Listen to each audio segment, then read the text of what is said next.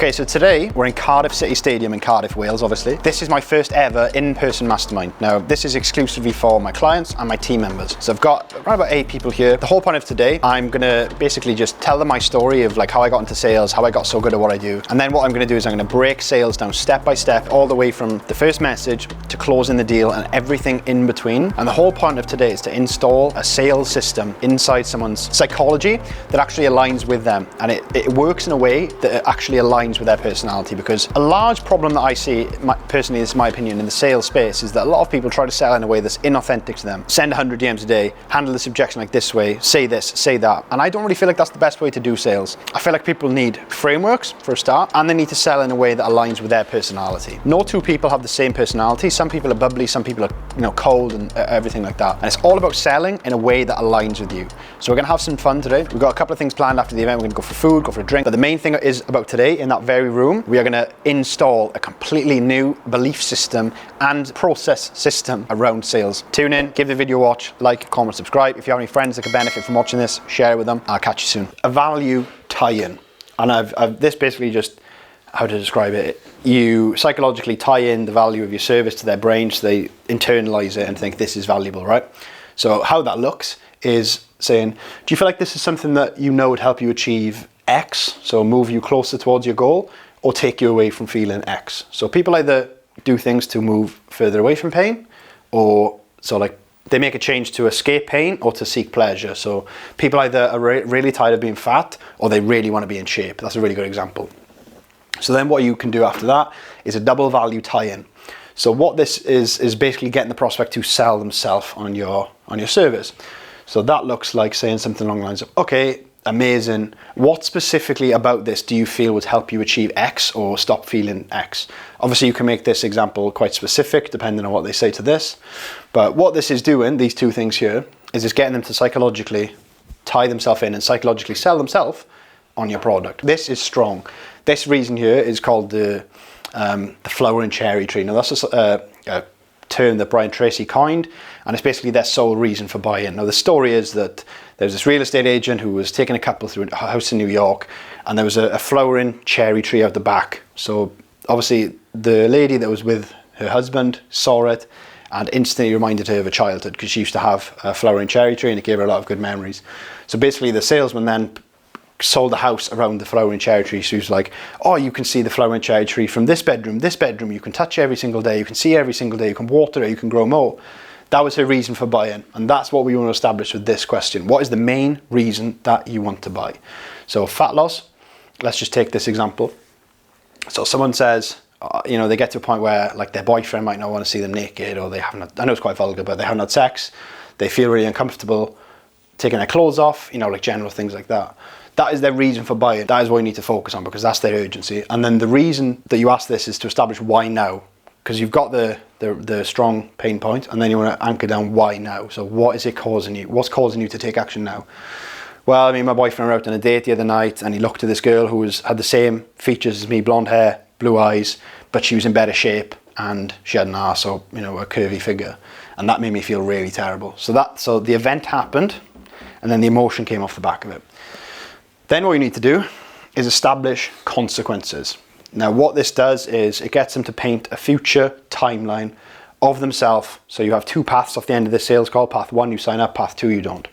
So what this does is it gets them to establish the future if they don't take action. So what you can say is, okay, I see, obviously hypothetically speaking, what happens if you don't take action now? And the key word is now, because we always want them to take action now. And you continue to stay as you are, and you feel X, Y, Z for the next 3 months. Let's see how, obviously you handle the objections, and then we can see where we can go. Because I want you to see you handle the objection. I want Freya as well to do it as well. Okay, so I'm looking to gain a little bit of weight. Mm-hmm. I'm struggling a little bit with my food. Okay. And my motivation is quite low at the moment, just with work and the kids, just stressing me out. Okay. So when you say you're struggling with food, what do you mean by that? Just finding the time, to be honest. The kids are just taking up all my time, and then whatever I cook them, that's what I end up having, because it's just easier and I'm just tired from work. Okay, so time is an issue for you at the moment with your children? Yeah, definitely. That's preventing you from getting your meals in how you want to? Yeah. Do you have a partner that can help you at all, or is there anyone that can help in the house? My parents help me a lot. Okay. I'm not with the partner anymore. Okay, cool. And do your parents encourage you to live a healthy lifestyle, and would they be willing to support you and help get your meals on track? Yeah, I'd say so. So they'd maybe look after the children a little bit for you if you needed to meal prep? Yeah, but they run their own business and they got their busy lives. They like seeing their friends, so I feel bad putting the children on them. Okay, so a common issue my clients have when I work with them is that they've got children and busy lifestyles, so we implement meal prep at the start of the week. Throughout the week, then you've got your meals, so it doesn't take up much of your time. You also said you want to gain weight, is that right? Yes, yeah. Why is that? Because I just feel a little bit too small at the moment. I think I just need to put a few more pounds on, build a bit of muscle. Okay, and what's wrong with feeling small? Why do you want to move away from that? I don't know, I just like the muscly look. I want to be strong. Yeah. Okay, so want to gain some weight, be stronger, and feel more confident in yourself. Yeah. But the issue you've got is time. Yeah. So what we would do is we'd meal prep, we'd sort out your structure, maybe engage with your parents a little bit so they could help get you on track, and then we'd implement a solid training and nutrition plan so you could feel strong, confident, and healthy. Okay, yeah, sounds okay. So the price for the plan is $499 over 3 months. We can split that across 3 months, so it's financially feasible. Yeah. I don't need to go into this in depth, but what do you think about the price? I'm gonna have to chat to my parents. Okay. Only because that is a lot of money for me. Yeah. Especially if I'm not sure if I got all the time in the world. And meal prepping does sound good, but I just don't know if I'm gonna have the time every week. Okay. And what do you think your parents will be able to help you with if you were to chat with them? Why would you need to talk to your parents? Just to see if it'll benefit me, if it's good. Mm-hmm.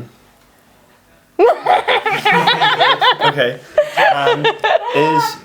What do you think is more valuable to you? Putting in some time to meal prep so you can feel strong or confident, or staying hectic, not eating, and not gaining that weight? Which situation would you rather be in? Definitely, I'd rather be confident, put a bit of weight on, but I just don't get how it's going to work if I don't have much time. Okay. So, Math, would you like to explain here how I could get around that time objection? What I would say there is I would probably go and be like, okay, Holly, like I know you've mentioned that you felt like this for a while. How long would you say that you've probably felt a bit, frantic, you haven't been all over the place, you haven't felt skinny? Like haven't felt skinny? I can't remember what you said, but Felt too underweight. Yeah. How long would you say that's gone on for? Oh, since I've had the children. Okay.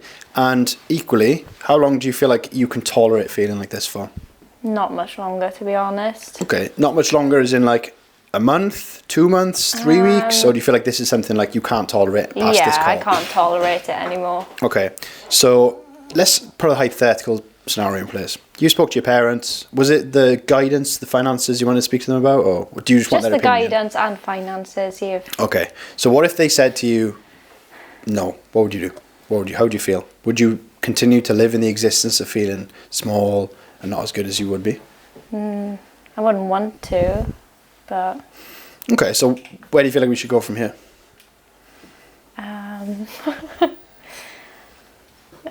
I don't know. Okay, I can tell that you obviously want to change. I know that obviously it would be, was it the 499 that's like a bit? Yeah. Okay. Especially when I have children as well. I completely get that. I work with a lot of mums, so I know how that can be. Now what I can do for you is I can break those payments down, and we don't necessarily have to do 3 months off the bat. We can just stick with 6 weeks. Now, fuck my maths. Just do it on 500, so it's not 499. Yeah, so 6 weeks would be £250. Is that doable for you more than 499? Yeah, it would work better. Okay. Now, what if we were to split those £250 into 2 payments of 125? So essentially, all you would pay today and invest in yourself is 125. Would that be manageable for you? Oh yeah, much better. Okay. Do you feel like it would be feasible for us to do that instead of 499 now? Yeah, definitely. Okay, perfect. Let's get started. Obviously, every objection is a step-by-step case. Like, there's different factors. Like, like we've established. Like, Will want to get rid of his saggy tits to be in better shape. What was it? You had kids and you wanted to... Didn't have enough time. So everything's... But if you notice, it all boils down to the similar sort of questions that I asked. It was... It was all this. It was like, That's what I was trying to think of in my head, guys. Like literally just follow that, because you can apply the same questions here to here, but you always have to sell in the feelings. Like I didn't go into logistics or anything like that once. It was all feelings. Like how do you feel? How do you feel? How do you feel? How would that make you feel? How would this make you feel? That's essentially how you handle an objection. Does anyone have a go at handling objections? Yes, yeah, like just good to find out a bit about like your goals, like your current training, like ideally what you want to get out of this call.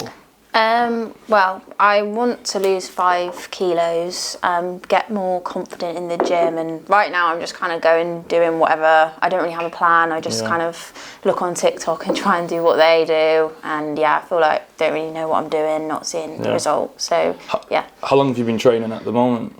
Like on and off for a couple of years, but like I might go for a few months and then I won't go for like 5 months and then I'll go back, and it's not really consistent. So there hasn't been much structure, like you kind of go watch TikTok, get a bit of motivation, go into the gym and then hit legs or whatever you see on that. Pretty much. Yeah, that's fine.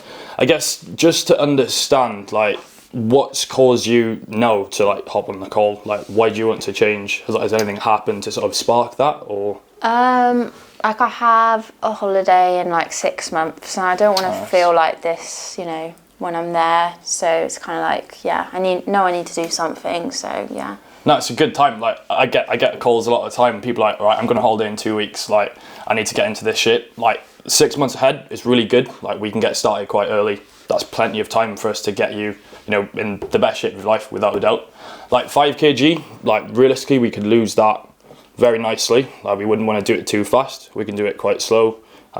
Get a bit of a structure, routine with yourself, and then get up from there. We can both see that you're not exactly where you want to be. Like in 6 months, you've got that holiday. You really want to work towards that. Like if we don't say get started as soon as possible, as far as I know, like give it 2 weeks for your holiday, you might be getting the same message saying, is there anything that we can do now? Like obviously, we could do something, but the best chance is to start early. Like you don't want to just leave it and then 100%. I think the only thing is it's a little bit more expensive than I thought, so I just have to like go away, check my finances, and just think it over. All right. No, that's fine. If you're broke, just say that. Like I said, like definitely really keen on doing it, but but I do feel like I probably should speak to my partner, because we share finances as well, and if I'm just like putting that I feel like I should probably talk to him. I appreciate like why you might be a bit like, is there any other reason, like, you say at this point it's purely just the finances that you're a bit concerned about? Or okay, no, that's fine, honestly. I don't know where I can go from here really, but... I don't know either. Now, do you feel like, you've obviously paid for this holiday, right? I'm assuming? Yeah. Okay, so you've already paid for the holiday. You're going with your partner. Do you feel like you going on holiday, not taking your top off, do you feel like that would tarnish the holiday a bit? Definitely, yeah. And do you feel like it would be a bit of a waste of money if you went on holiday and did that? Yeah. Okay. Now, let's flip this on its head for a second and be a bit more positive. If you went on holiday, in shape, bikini on straight away, how would that make you feel? Would that enhance the time that you have with your partner, and would it make it a very cherishable memory? You might even get like a fridge magnet with you two on the beach. Do you feel like that would probably happen? That would be nice. And is that worth more to you or less to you than the £200 a month that we're going to help you save by obviously changing the diet and everything like that? More to me. Okay.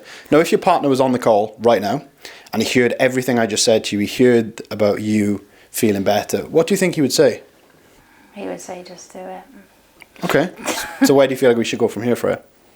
I'll just do it. I'm sure he will be fine with it. Cool. Done.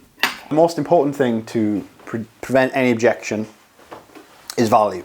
If people don't seem or deem something valuable enough, they're not going to do what they need to do in order to make it work. So let's say that scenario we just had, I brought it back to the enjoyment of the holiday, like the memories, and what I got Freya to imagine was a scenario where she goes on the holiday, she isn't in shape, she's taking pictures of the partner and she's like this, like hiding up obviously her physique, and creating that sort of like consequence in her mind is going to help her deem it more valuable. Because if you can't demonstrate the value on a sales call, then you can use a consequence to demonstrate value again, because the consequence is her not feeling confident. That is more valuable than her obviously spending the money right now. Does that make sense? Yeah. That was a bit of a jawful. So, okay, so let's think of today, for instance, right? So, I know obviously we're all from the same town, most of us. Dan, Freya, have had to travel to be here.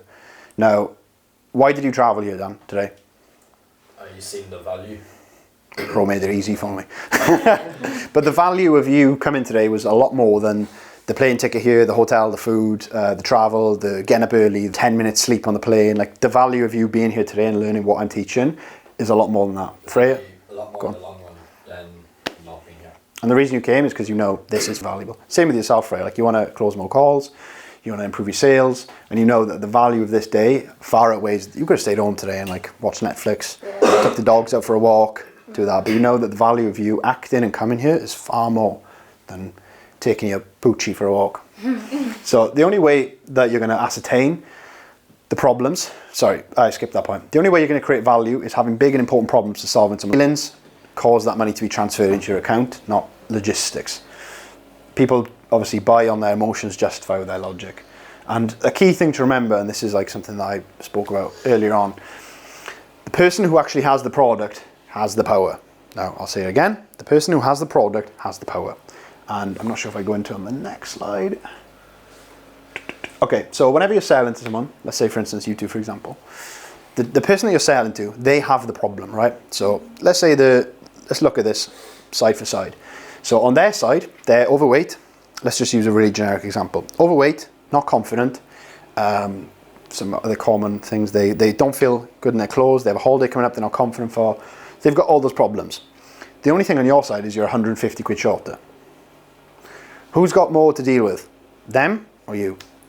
Them. Because if they, let's say for instance, if they don't come on and become a client of yours, they have to carry the weight of those problems around with them. You might not have the money or the income level that you want, but you're not the one that's actually in pain. They are. And as soon as you remember that and think about that, your whole mind changes, because you automatically assume authority in the situation and you automatically feel calm, because it's like, if they don't come on to me, I couldn't care less. And that's the mindset you want to have, whether you've got 10 clients or whether you've got 100 clients. That's what you want to feel. Obviously, it's hard when you have 10 clients or 1 client or 2 clients, or, you know, like not a client number you're happy with, because you will like be like, okay, I need to have, you know, that client because I need the money. But say for instance, like Freya, like if you didn't gain another client in the next month, would you be homeless? Would you not be able to afford food? No. There we are. That's literally how you got to think. So every time you get on a sales call, I don't need you. You need me because you have problems. That's how I look. Like, That's true. with myself, like I get on a call with someone, I'm like, I can literally take your business from here to here. If you don't want to do that, cool, that's fine. And then that allows me then to sell in a really super like relaxed, calm way. And naturally, when I say things, the words I say hold more weight, and the conversation and my authority stays really, really high. If you speak to someone in the DMs and they book a call, they are in pain. Someone wants information, they're in pain. And it's your job to get that pain out of them and get them to feel it. So I noticed I asked Will about when he got, like Will didn't mention about feeling bad at business events, but that was there below the surface. So the way I got that to come out is through asking questions like, oh, well, you know, you probably go to business events, how do you feel there? And that unlocked a new level and a new feeling of pain. So it's very, very important to ask that. You're challenging that person to change, right? And what you want to do is get them to tell you their feelings about things. So I always ask about their feelings. I always ask how they feel about things. How does that make them feel? Feel. Replace your whole, like, think vocabulary with feel. Never ask someone what they think about something. Thinking is a logical word. Feelings is an emotional word. Like I just said, people buy on emotion, justify with logic. Pitching them a solution and selling them the feeling, and sell them that's what they sell. Pitch them the solution and sell them the feelings that come with the solution, not the actual solution itself. So when you sell coaching, you want to sell the like what you try to do, Jevs, like when you're on the flight, you know you can take your top off, you feel good. That's where you're selling them. You're not selling them the macros, the meal plan, everything like that. They only want the result. It's like, I think I've literally got it on the next slide. People want the holiday, not the plane ride. So when you went to, where do you go, Valencia, Barcelona? Both, yeah. The plane ride was a necessary part of the holiday. But the reason that you paid for the plane ride is because you knew you had to get there. But you cared more about the destination. I'm going to help you do X, Y, Z. Not, I'm going to give you a workout plan, I'm going to give you this, I'm going to give you that. Because it's just noise to them. They don't really care. They care about the feelings. I just literally did an example there. So I'm going to help you feel confident, in shape, non-insecure. I'm not going to say, I'm going to give you a structured meal plan, this, basically. That's how a pitch should work. So what if you actually do get objections? Obviously, I know I just spoke about preventing them, but if you actually do get them, people are going to be hesitant based on their own beliefs and circumstance. You shouldn't pride yourself on being a savage objection handler, as it shows to me. You're not really good at curing and not preventing objections. Like I just said there, don't wait for the umbrella don't wait for the storm before you buy an umbrella. So I think I put this the wrong way around, but obviously we went over how to handle objections. You referenced the information they've given you, challenge them in their thinking, and get them to basically see the coaching or the journey more important than the objection. So if it's a hurdle, you need to make them basically feel more inclined to get over the hurdle than to stop at the hurdle itself. They say like, oh yeah, and then like, obviously you want to take the payment on the call, but they're like, oh, I'll pay you after the call, or tonight, or why? Tomorrow. What? What's happening between now and then? Like, okay, is it like a case you've got to rush off somewhere, or like what is it? Yeah, I've had people that need to rush off before, like go to an appointment, or they like. Did you stick within the time on the sales call? I think they didn't realise it was going to be 30 minutes or 40 minutes. Okay, so that is something to fix before they get on the call, because if they thought it was going to be 10 minutes and then you've done 30 minutes, they might have made plans. But if you obviously communicated to them there's 30 minutes, and they should see like on the calendar or on the Zoom invite like the times. So that's kind of easy to fix, to be fair. But if people try to rush off, basically prospects are like liars, right? What if they're like, I don't have my card on me? You got Apple Pay? Have you got an iPhone? No. I've got an Android. Just if you're broke, just say. But if someone says, "Oh, I haven't got my card," now obviously you can do like, okay, like is it in the house, or is it a case of like you've lost it, everything like that, like, you know, just find that out. Yeah. And then if someone says, "Oh, it's downstairs," be like, okay, that's no problem. If you want to go and fetch it, I'll wait here for you.